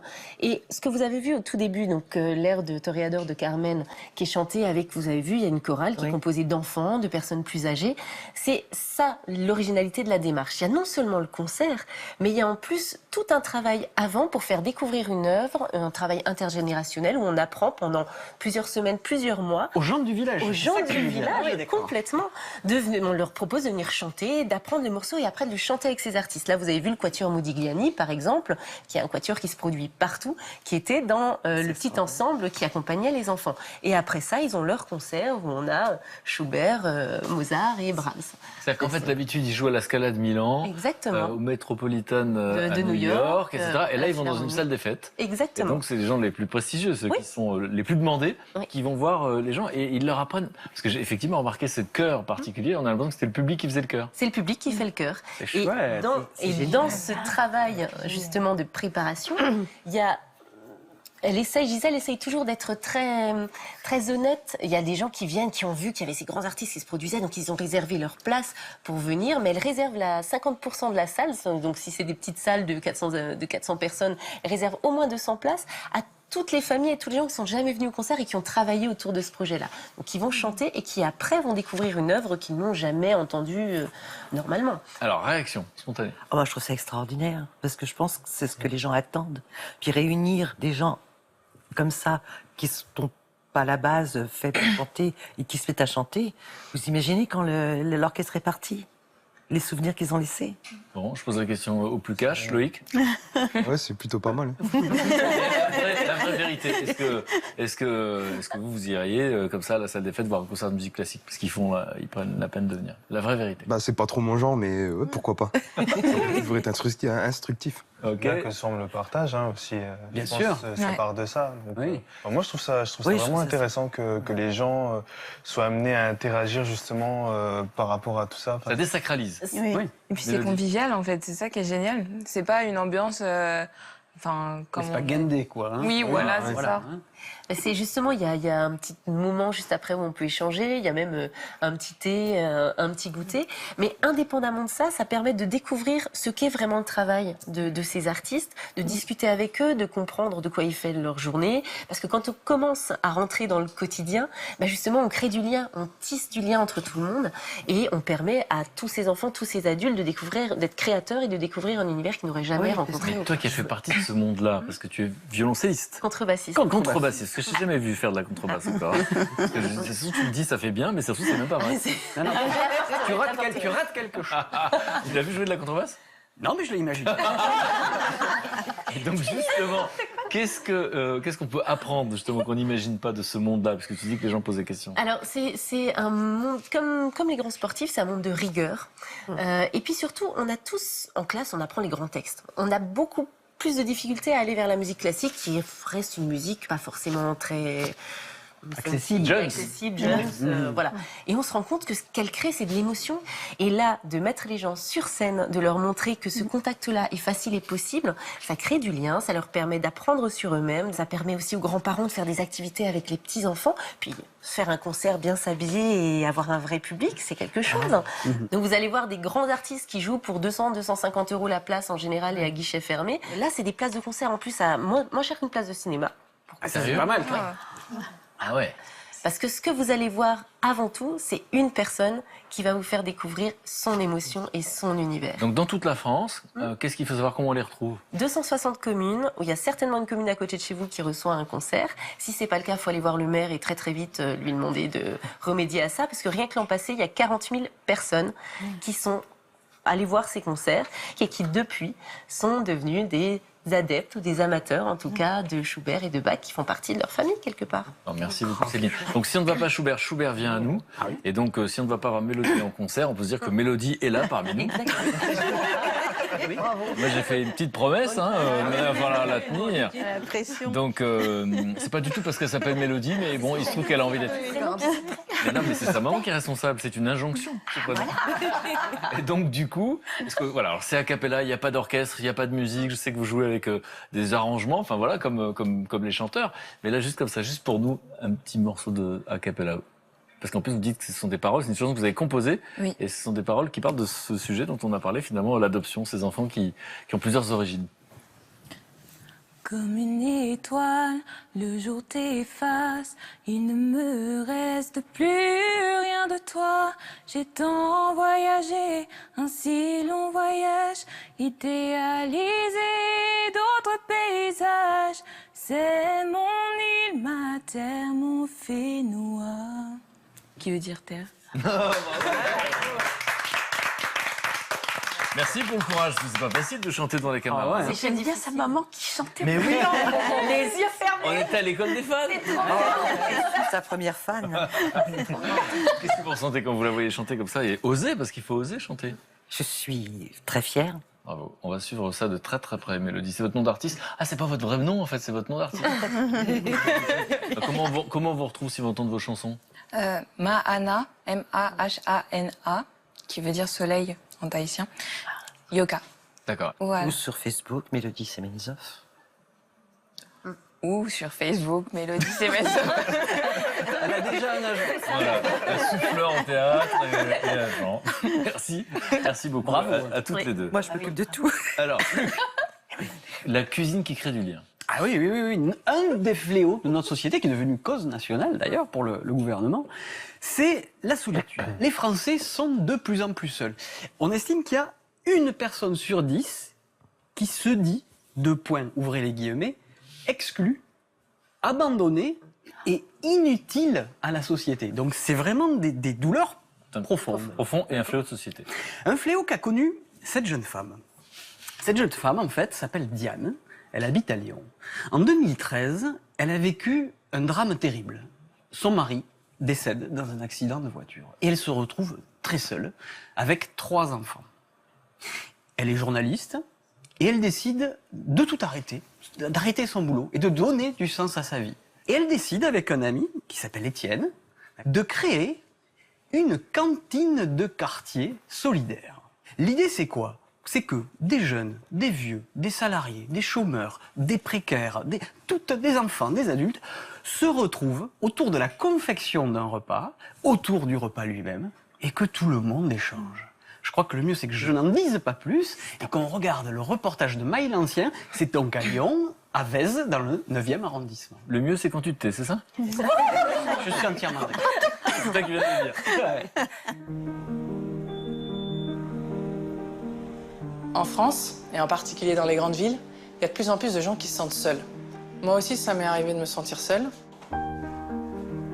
En 2013, mon conjoint a eu un accident de voiture avec les enfants.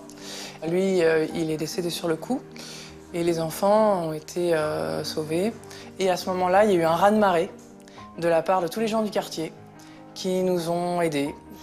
Et du coup, je me suis dit, mais c'est ça qui me parle, quoi. C'est ça que j'ai envie de faire.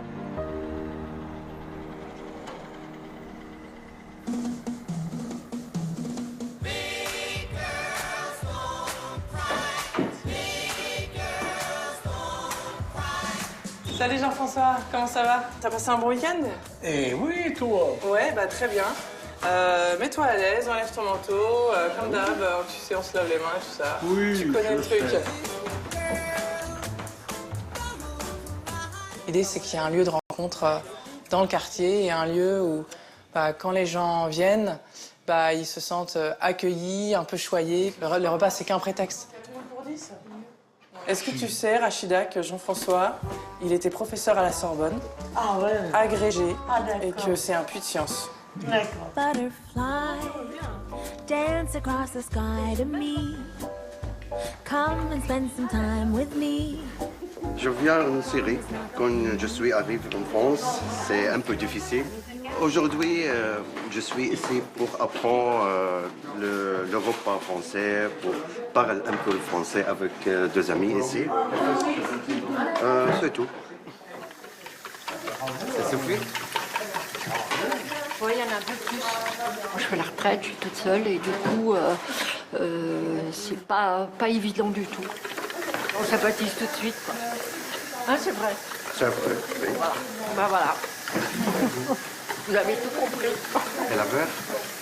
Après, vous mettez beurre. Il y a des gens, ils sont tellement tout seuls toute la journée. Ils viennent le matin et ils savent qu'il va y avoir de la vie, quoi. Et eux-mêmes, ils apportent énormément de vie, en fait. Jusqu'à que ça soit comme ça. Ok? Tu peux t'asseoir si tu veux. Assentate. Assentate. Et maintenant, quand on les voit, qui aident, qui viennent demander s'il n'y a pas une poubelle à vider ou des cagettes à débiter ou je sais pas quoi, et qui expliquent aux autres et qui sont juste super fiers de ça, nous on se dit yes, on est content. Ah, Miyamas, Rachida. Rachida. Rachida. Ouais, et tout? Ricardo. Ricardo. Ok, enchanté. En France, on dit enchanté. Igual. On rencontre des tas de gens différents, d'univers totalement différents, qui n'ont rien à voir avec le mien, qui vit dans la précarité ou des choses comme ça. Là, on rencontre des gens qui ne parlent pas forcément de leurs problèmes, qui sont là pour cuisiner, passer un bon moment, et puis on rentre chez soi, on est heureux. Moi, au niveau de mon budget, je peux pas donner le maximum, je donne le minimum. Donc, en contribution, j'aide à la participation des repas. Il y a quand même quelqu'un ici qui tient un rôle clé, c'est Juliette. Juliette, elle tient le rôle de maîtresse de maison. Et c'est un peu la clé de voûte du lieu. C'est très important, parce que c'est elle qui va garantir l'âme de la cantine. On a besoin de pas mal d'échalotes cuites et de lardons. Non mais, je mange pas. Non mais il faut toujours un goûteur dans la cuisine. Ah, je suis un goûteur. Je suis un goûteur. Jean-François, c'est notre goûteur et notre ambianceur. Bon les amis, il est 11h, les premiers convives arrivent à midi, donc il faut que le couvert soit mis à midi. C'est bon pour vous?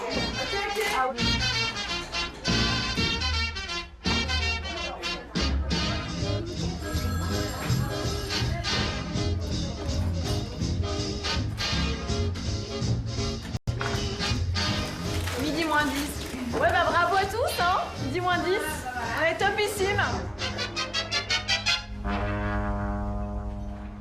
Attention, c'est très très chaud.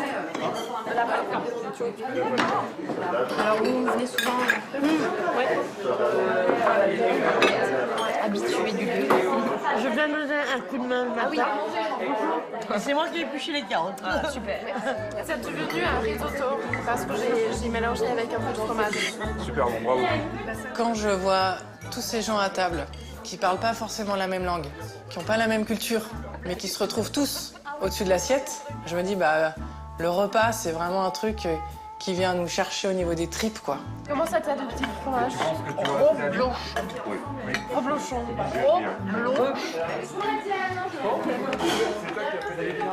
C'est pas moi qui vais tourner l'association, ben, c'est les convives qui connaissent, qui font venir d'autres personnes.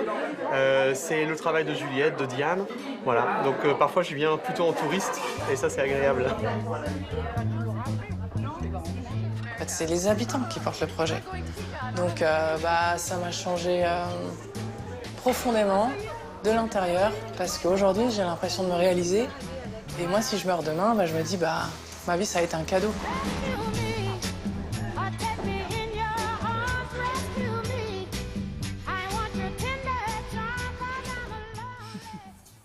Moi, ça me fait mal de voir ça, de voir qu'il faut des personnes aussi magnifiques pour rompre la solitude des gens. Ça ne devrait pas exister. On devrait tous, je pense. On a perdu cette notion d'entraide, de voisinage, de communauté. Et je trouve ça, c'est terrible. Par contre, c'est magnifique ce qu'elles ont fait, ça c'est super. Mais je trouve, c'est vrai, notre société est mal en point. C'est pour ça que nous, on est à la recherche. Et mes camarades, ils sont à la recherche de toutes ces initiatives qui créent du lien. Loïc, qu'est-ce que tu ressens quand tu vois ça? Bah, c'est beau quand même, hein, parce que ça réunit tous ceux qui... plein d'univers différents, d'autres cultures, et c'est beau qu'ils arrivent à se rapprocher tous ensemble. Puis autour d'un repas, c'est toujours mieux de parler. Voilà. Oui, Gros blochon. Anne, votre sensation? Je trouve ça formidable. Je trouve ça formidable. Je me dis, tiens, c'est l'anti-Facebook, là. C'est pas des pas des amis virtuels. C'est pas c'est du concret. Et puis alors, je me disais, tiens, que finalement, dans un repas, les Français sont les seuls à parler de nourriture, des autres repas qu'ils ont fait pendant un repas. Je trouve ça génial. C'est vraiment des histoires de dons, de solidarité, de partage, d'entraide, de lien social. Vraiment, c'est très émouvant. Vraiment très émouvant. Les petites cantines. Les petites cantines, alors pour l'instant, il n'y en a qu'une. On espère qu'elles feront des petites, parce que ça vient de commencer. Hein, ça s'est ouvert début septembre dernier, donc, enfin septembre 2016, bien sûr. Déjà, il y a 1400 adhérents dans le quartier. C'est super. Oui, c'est énormément. Là, c'est énorme. Tous les jours, 45 couverts, du mardi. C'est contagieux, c'est contagieux. C'est ça qui est chouette. Du mardi au dimanche, midi et soir, pour tout un quartier, pardon. Combien coûte un repas? Alors, un repas, le prix moyen est de 8 €. Entrée, plat, dessert. Pour, en plus de la nourriture locale et bio, chère à notre cœur. Mais si on ne peut pas payer, on ne paye pas. Et si moi je peux payer 10, ben, moi j'ai les moyens, je paye 10. Et du coup, je paierai pour quelqu'un d'autre. Mais à 8 € le repas, eh bien, c'est financé, en tout cas, pour aider ceux qui ne peuvent pas payer. Donc c'est quand même assez relativement abordable. Alors l'idée, c'est que c'est qu'il y ait une petite cantine à moins de 500 mètres à pied de chez soi. Donc Diane, elle a un projet, c'est d'arriver à ouvrir 25 petites cantines à Lyon pour quadriller tout le territoire de la ville lyonnaise. Et après, de faire des petits, bien sûr, dans notre ville de province. Quoi. À la fois, ça va créer des emplois, effectivement, et puis dans les autres villes en France, on peut s'inspirer, la contacter. Exactement. Pour chaque petite cantine, il y a 2 emplois créés pour ce qu'on appelle les maîtres ou maîtresses de maison qui s'occupent de l'organisation, de tout ça. Donc, ça coûte 100 000 € à fabriquer un projet comme ça. Là, ils en ont déjà un. De même, peut-être un autre. Oui. Et voilà, merci de mettre la lumière là-dessus. C'est beau, merci, camarade. C'est super beau. Merci beaucoup. Brigitte, on a parlé des voisins. Oui. Et tu nous as dit qu'il y avait finalement la possibilité de briser la solitude des personnes âgées. À partir de 75 ans, les plus de 75 ans, il y a 1 personne sur 4 qui est seule et qui se sent abandonnée. Non, mais c'est bien de plomber l'ambiance. Non, mais attendez. Des solutions. Il y a des solutions. Alors, il y a un monsieur, justement, qui s'appelle Giovanni Pandolfo, qui était bénévole chez les petits frères des pauvres. Et donc, en 2008, il a créé un réseau social de solidarité et d'entraide qui s'appelle Voisinage. Alors, voisinage, ça s'écrit V-O-I-S-I-N, comme voisin, un petit trait d'union, et âge. Futé, hein. Alors, ça consiste en quoi? Alors, ça consiste à mettre en contact des personnes âgées. Et alors, il faut avoir plus de 50 ans. Je suis un peu vexée sur le personne âgée, mais bon, on va accepter. Hein. Je trouve ça un peu genou, mais bon. Donc, plus de 50 ans et les personnes qui ont envie de rencontrer. Oui, et en réalité, ça peut être n'importe qui.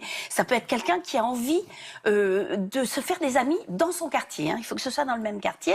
Donc voilà, et ce réseau... Donc là, c'est une application ou c'est sur Internet? Alors, c'est sur Internet, mais pour s'inscrire, on peut s'inscrire soit sur Internet, soit avec un formulaire, soit par téléphone pour les personnes âgées qui n'ont pas Internet. Alors, il s'appelle les voisinés et les voisineurs. Alors, les voisinés, ce sont les personnes âgées qui ont besoin, soit qu'on les aide à faire leurs courses, soit qu'on aille promener avec eux. Tout est possible. Hein. Aller se promener, aller garder un chien, aller balader un chien, etc. Et les voisineurs, qui sont justement les personnes qui ont envie de rencontrer d'autres personnes. Ça peut être des jeunes, ça peut être des étudiants, des personnes de tous âges. Et alors, ce qui est rigolo, c'est que ils n'ont pas l'impression, et c'est pas de faire du bénévolat, parce que il y a une réciprocité, c'est-à-dire que les personnes âgées, elles peuvent aussi rendre service complètement, soit vous raconter leur vie. Et ben, par exemple, aller quand tu as un colis que tu peux pas recevoir parce que tu travailles ou que t'es pas là, hop, ils les reçoivent chez eux. Est-ce qu'on peut envoyer les enfants pour réciter les poésies, des trucs comme ça? Bien sûr. Au contraire, bosser les maths, le français, tout, ils sont formidables, mais nos petits vieux. Et c'est très sécurisé hein, quand même, il faut le savoir, c'est que les voisineurs, donc les personnes qui vont venir voir les personnes âgées, doivent passer un entretien, signent une charte, et aussi on garde une photocopie de leur carte d'identité pour plus de sécurité. Hein. C'est quand même c'est très surveillé. Hein. Voilà. Et il y a beaucoup de gens aujourd'hui qui sont dans ce réseau social? Il y a 3000 inscrits déjà, et ça se passe dans 13 villes de France pour le moment. Il y a plein de villes qui vont suivre. Et alors, ce qu'il y a d'amusant, c'est qu'ils ont exporté leur projet. Il y en a à Madrid, à Chicago, qui viennent de chez nous, hein, quand même. Hein. Ils sont formidables. Et puis, bientôt, en Suisse et en Allemagne. Voisinage. L'idée est formidable. C'est-à-dire qu'en fait, moi, je trouve. Bah oui. C'est-à-dire qu'en fait, il n'y a même plus besoin de poser des mots comme solidarité, bénévolat. On rencontre des gens de son quartier, on peut se rendre service. C'est ça. Et si c'est intergénérationnel, c'est tant mieux. Voilà, et il n'y a pas de contrainte de durée, de quoi que ce soit. On y va quand on veut et quand on peut. Mais ça coûte cher, je suis sûr. Rien du tout, c'est gratuit. C'est gratuit pour les utilisateurs. Voilà. On a bien provoqué Brigitte. Est-ce que vous allez vous inscrire? Je suis jeune encore. Ouais, mais il y a des étudiants. Pour aider les voisins. Ils adorent ça parce qu'ils rencontrent ces personnes âgées qui leur apprennent plein de choses. Ils vont se balader, ils vont au cinéma, ils vont... Non. On va vérifier si vous êtes inscrit. Hein. Bah, c'est vrai que les trois concepts, c'est vachement basé sur la fraternité, la solidarité. Ça crée vachement de liens. C'est beau de savoir qu'il y a encore des gens qui s'entraident dans ce monde. Moi, j'aime bien comme vous le dites. Dans ce monde. Non, mais c'est vrai. C'est vrai. Oui. Mais non, mais c'est vrai, ça me fait plaisir parce que ce sera le mot de la fin. C'est-à-dire qu'on va oublier tout ce qu'on s'est dit, on va retenir tout ça. Tu vois? Bon, merci sincèrement. Merci à ces deux familles d'être venues nous raconter. Je sais même pas comment on dit parce que c'est une fratrie, deux familles, une histoire si particulière. Merci d'avoir accepté de raconter votre histoire qui est très très inspirante. Merci beaucoup. Merci à vous de nous avoir raconté. Merci. Et puis merci Anne d'avoir porté votre regard là-dessus. Je rappelle que vous êtes pédiatre spécialisé dans l'adoption. Donc c'était très touchant. Et puis encore une fois, vous êtes une spécialiste et un médecin qui parle des émotions. Et ça me plaît beaucoup. Merci les camarades. Merci à vous. Et comme dit le poète, ne pas partager est une perte de temps. Alors merci à tous de nous en avoir fait gagner. Merci pour votre fidélité. À très vite. Si vous aimez les belles rencontres, demain vous serez emporté par le destin de Lorraine et Jean Renaud. Un couple attachant dont les sentiments sont si solides qu'ils ont su résister au poids d'un lourd secret venu du passé. Pendant 9 ans, Jean Renaud portera seul ce fardeau avant d'enfin révéler toute la vérité à sa femme. Aujourd'hui, Lorraine et lui sont la preuve que l'amour peut être plus fort que tout. Je m'installe à Santiago du Chili. Dans l'avion, une très jolie femme vient s'asseoir à côté de moi. Il s'avère qu'on a une relation. Et là, elle me dit, écoute, Jean Renaud, je suis enceinte de toi. En Yougoslavie, j'ai rencontré Lorraine. J'ai eu un flash incroyable. 3 semaines après, je lui ai demandé si elle voulait m'épouser. Je reçois un mail. Bonjour, je suis Vicente. Maman m'a parlé de vous. J'aimerais beaucoup vous connaître.